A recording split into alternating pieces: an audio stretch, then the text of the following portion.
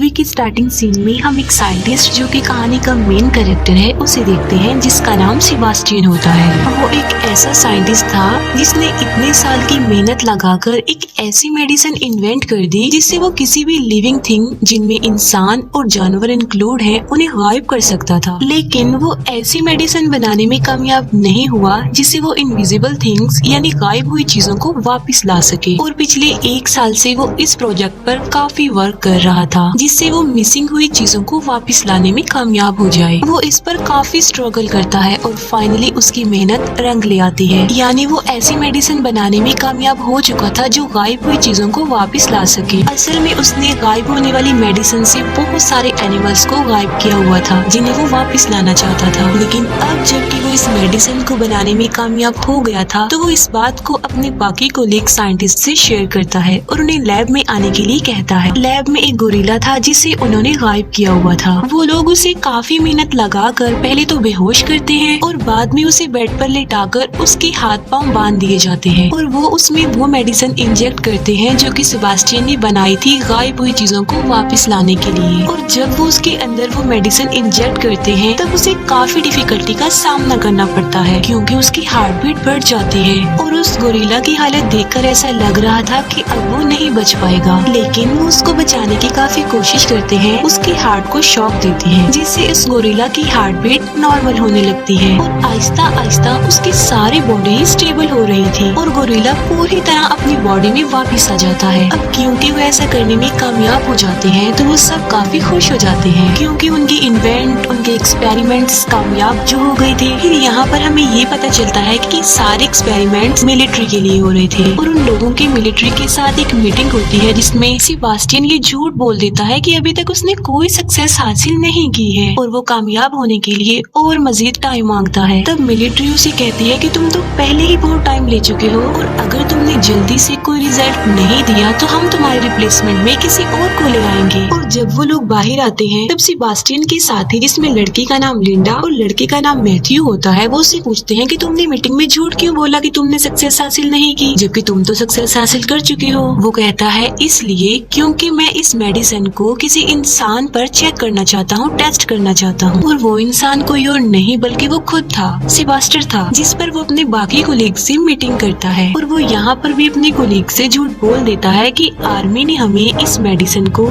इंसानों पर टेस्ट करने की परमिशन दे दी है जबकि ऐसा कुछ नहीं था और मैं इसे अपनी ही बॉडी पर टेस्ट करना चाहता हूँ। और लिंडा और मैथ्यू भी उसका इस बात पर साथ देते हैं, हालांकि ये झूठ होता है, ऐसा कुछ नहीं होता। सेबास्टियन अपनी बॉडी में गायब होने वाली मेडिसिन इंजेक्ट करवाता है जिसकी वजह से उसे काफी पेन होती है और आखिरकार वो गायब हो जाता है, लेकिन वो साथ साथ बेहोश भी हो जाता है और उसे वापस होश में आते आते तकरीबन 17 घंटे लग जाते हैं। और जब वो होश में आता है तब वो लाइट को बेयर नहीं कर पा रहा था और वो लाइट ऑफ करने के लिए कहता है। तब सारी लाइट्स ऑफ करवा दी जाती हैं। सेबास्टियन अब कम्प्लीटली गायब हो चुका था और उसकी बॉडी का टेस्ट किया जाता है, यानी उसकी बॉडी का चेकअप होता है जिसमें पता चलता है कि उसकी बॉडी बिल्कुल नॉर्मल है। आसपास जितनी भी गर्ल्स होती हैं वो खुद को सेफ महसूस नहीं कर रही थी बल्कि वो अनकंफर्टेबल फील कर रही थी क्योंकि उन्हें अपने आसपास सेबास्टियन की प्रेजेंस का एहसास हो रहा था। 3 दिन गुजर चुके थे और अब सेबास्टियन को विजिबल करने यानी वापस उसे उसकी बॉडी में लाने का टाइम हो चुका था और वो उसमें वो मेडिसिन इंजेक्ट करते हैं जिसे वापस लाया जा सकता हो। तब फिर से सेबास्टियन को पेन होती है और मुसीबत की बात ये होती है कि वो विजिबल भी नहीं हो पाता और उसकी हालत काफी नाजुक हो जाती है। वो अपनी मौत के बहुत करीब होता है।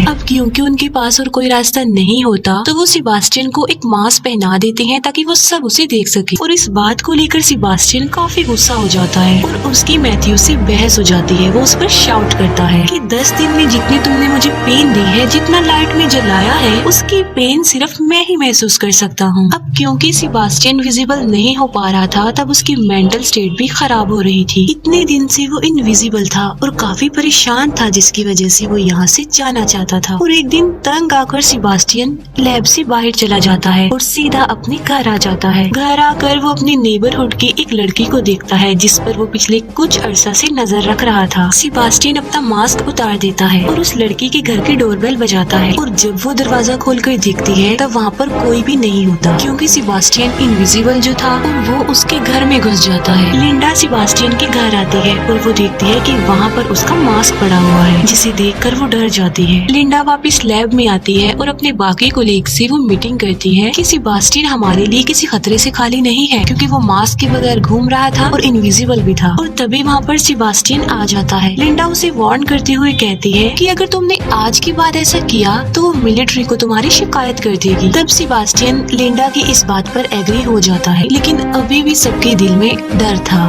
क्योंकि सेबास्टियन दिमागी तौर पर काफी अजीब था। और वो ये डिसाइड करते हैं कि वो हर वक्त सेबास्टियन पर नजर रखेंगे। हालांकि सेबास्टियन इनविजिबल होता है, लेकिन उस लैब में एक ऐसा कैमरा था जो उसे इनविजिबल होने के बावजूद भी देख सकता था। और इस बात का सेबास्टियन को भी पता था कि उस पर नजर रखी जा रही है, जिसकी वजह से अब वो इस लैब से बाहर नहीं जा सकता। और इसीलिए वो कैमरा की सेटिंग को खराब करके पिछली कोई रिकॉर्डिंग प्ले कर देता है, जिससे सबको ये लगे कि वो अभी भी लैब में है। और ऐसा करके वो लैब से बाहर चला जाता है और वो सीधा लिंडा के घर जाता है। और वहाँ जाके उसे पता चलता है कि लिंडा और मैथ्यू रिलेशनशिप में है, जिस पर उसे काफी गुस्सा आता है, क्योंकि वो लिंडा को लाइक करता था। और गुस्से में आकर वो उसके घर की विंडो का ग्लास तोड़ देता है। और लिंडा जब बाहर देखती है तब वहाँ पर कोई नहीं होता। तब उसे डाउट होता है कि कहीं ये सेबास्टियन तो नहीं है। और ये बात कंफर्म करने के लिए वो लैब में कॉल करती है। और लैब में जो आदमी होता है वो लिंडा को बताता है कि सेबास्टियन यहीं पर है, क्योंकि अभी भी वहाँ पर वो पुरानी वीडियो फुटेज चल रही थी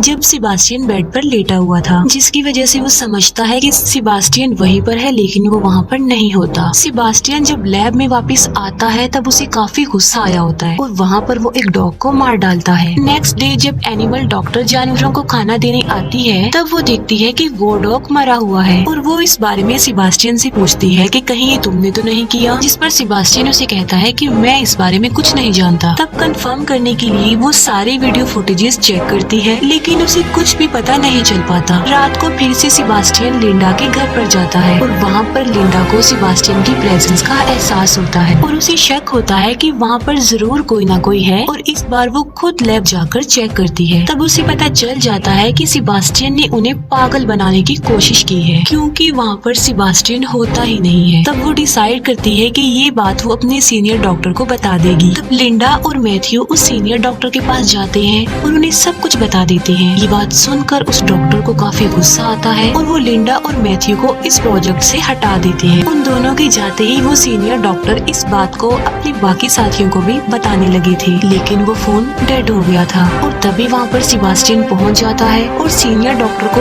पानी में डुबोकर मार डालता है। नेक्स्ट मॉर्निंग सेबास्टियन वापस लैब में आ जाता है। लिंडा और मैथ्यू उस सीनियर डॉक्टर की कॉल का वेट कर रहे थे, क्योंकि आज उनकी मीटिंग थी। अब क्योंकि वो सीनियर डॉक्टर मर चुका था तो उसकी कोई भी कॉल नहीं आती। तब चेक करने के लिए लिंडा उस डॉक्टर के घर पर कॉल करती है। तब उसे पता चलता है कि डॉक्टर की पानी में डूबने की वजह से डेथ हो गई है। तब लिंडा डिसाइड करती है कि वो इस प्रोजेक्ट के बारे में सबको बता देगी, क्योंकि सेबास्टियन की रियलिटी यानी कि वो इनविजिबल है ये सिर्फ वही लोग जानते थे जो लैब में थे, बाकी और किसी को भी इस बारे में कुछ नहीं पता था। और जब वो कॉल मिलाती है तब उसका फोन भी डेड हो चुका था। और तब वो वहाँ से बाहर निकलने की कोशिश करती है, लेकिन कोई भी डोर ओपन नहीं हो रहा था, क्योंकि सेबास्टियन ने सब डोर्स के कोड इनएक्टिव कर दिए थे और वहाँ पर सिर्फ सेबास्टियन का कोड ही एक्टिवेट हो रहा था। वो लोग डिसाइड करते हैं कि कुछ भी हो जाए वो सेबास्टियन को पकड़ के ही रहेंगे, क्योंकि अभी भी वो उसी लैब में ही था। उनमें से एक लड़की जिसका लैब में कुछ रह गया था और जब वो वापस उसे लेने जाती है तब सेबास्टियन उसे मार डालता है। उन लोगों को पता चल चुका था कि सेबास्टियन उन्हें एक एक करके मार डालेगा, क्योंकि वो नहीं चाहता था कि किसी को भी उसकी रियलिटी पता चले कि वो इनविजिबल है। लैब में एक ट्रेसर की हेल्प लेकर वो सेबास्टियन की लोकेशन ढूंढ लेते हैं और वहाँ पर उसे पकड़ने के लिए दो लोग जाते हैं। एक तो मैथ्यू होता है और दूसरा उसका फ्रेंड होता है। वहाँ पर सेबास्टियन मैथ्यू के फ्रेंड को इंजर्ड कर देता है। मैथ्यू सेबास्टियन पर फायरिंग भी करता है, लेकिन उसे कुछ भी नहीं होता और वहाँ पर उसके शैडोज नजर आने लगते हैं और वो वहाँ से भाग जाता है।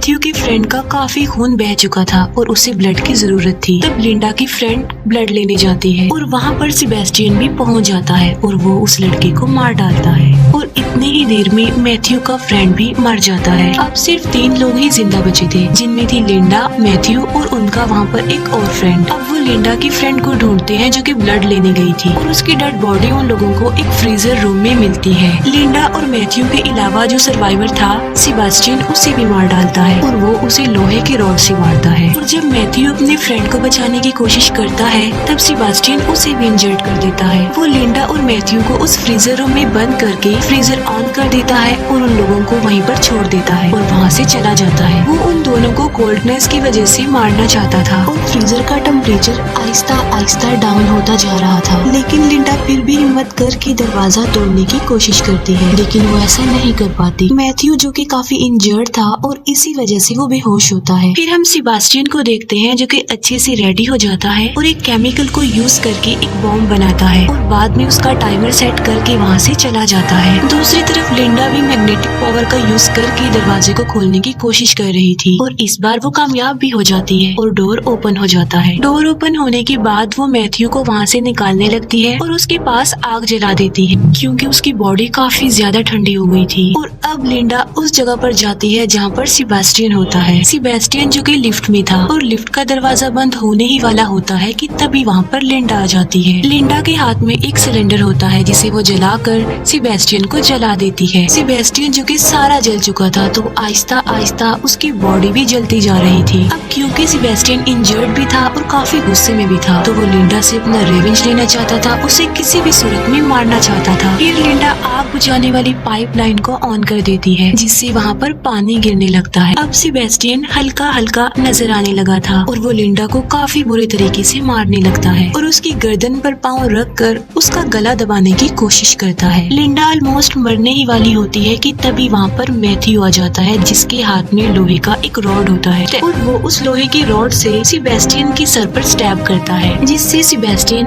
वहीं पर ही गिर जाता है। फिर मैथ्यू लिंडा को उठाता है और वो दोनों वहाँ से जाने लगते हैं। सेबेस्टियन जो कि अभी तक मरा नहीं था बल्कि जिंदा था और वो उसी रॉड को उठा लेता है और वो उस रॉड से मैथ्यू को मारने ही वाला होता है कि मैथ्यू को पता चल जाता है। तब मैथ्यू सेबेस्टियन को धक्का दे देता है और वो रॉड इलेक्ट्रिक वायर से टकरा जाता है और करंट सेबेस्टियन की पूरी बॉडी में फैल जाता है जिसकी वजह से सेबेस्टियन वहीं पर गिरकर बेहोश हो जाता है। फिर लिंडा और मैथ्यू उस जगह पर जाते हैं जहाँ पर सेबेस्टियन ने वो बॉम्ब सेटअप किया हुआ था।